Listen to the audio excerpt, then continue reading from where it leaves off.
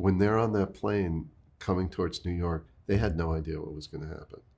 And they didn't even know if anyone was going to be there to meet them. David Tedeschi, Margaret Bodde, director and producer of Beatles 64. Thank you for your time. So we are at the Plaza, the hotel where the Beatles, when they came for the first time to the US in 64, I don't know, are we in the room? I guess not, right? We're apparently on the floor, but not in the room. Okay. And they had the entire floor. So I don't know that anyone was staying in this room, but no one else was. It was part of the Beatles landscape.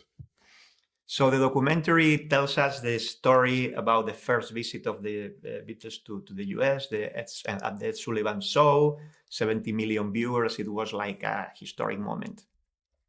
And we knew about that, but I guess in the process of doing the documentary, what did you learn that you didn't know about the Beatles? I would say that it's not what I learned about the Beatles themselves. One imagines that all of this was preordained, that of course they're going to be tremendously successful and everybody loved them. But in fact, when they're on that plane coming towards New York, they had no idea what was going to happen. And they didn't even know if anyone was going to be there to meet them.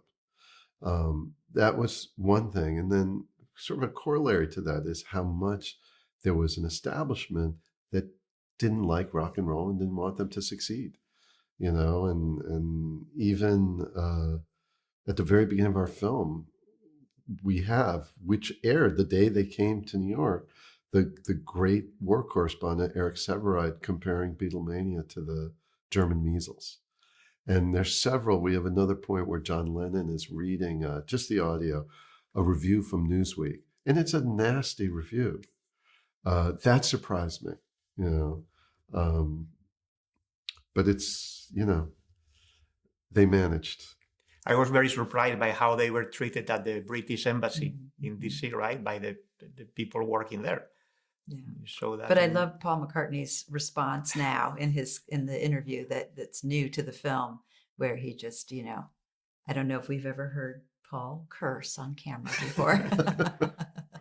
So talking about Paul McCartney and Ringo, they are producers of the documentary, also the sons of John Lennon and George Harrison.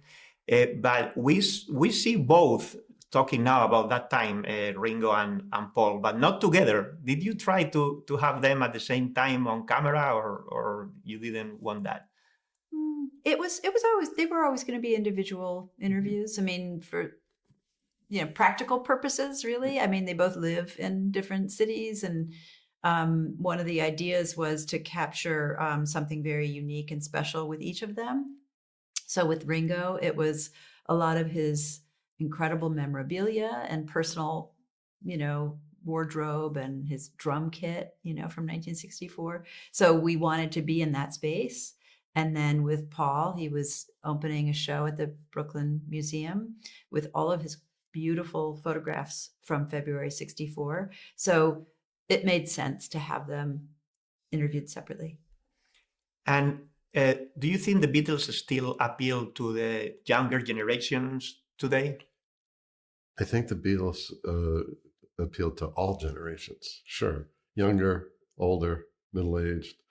One of the things that's striking in the film is how young they are and how young their fans are. And it's preserved, like preserved in amber. You see it. George was 20 years old. Ringo was 23 years old. And the rest of them were somewhere in between. They're a young band, and they've been together a long time, and you see what a tight band they are.